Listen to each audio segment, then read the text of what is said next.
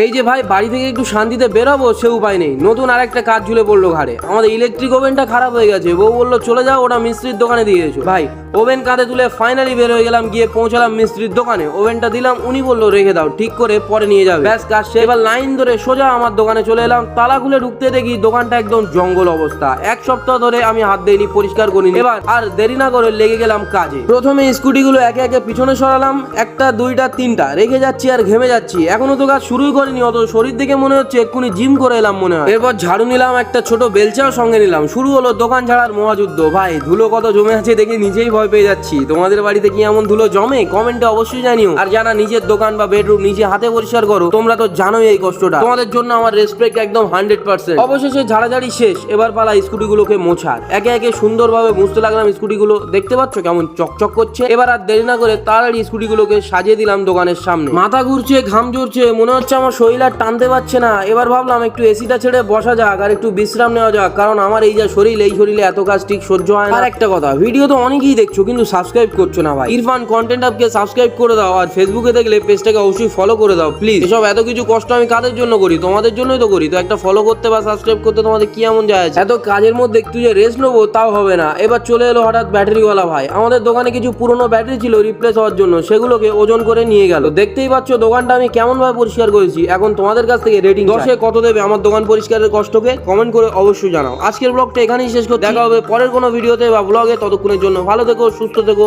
আল্লাহ হাফেজ।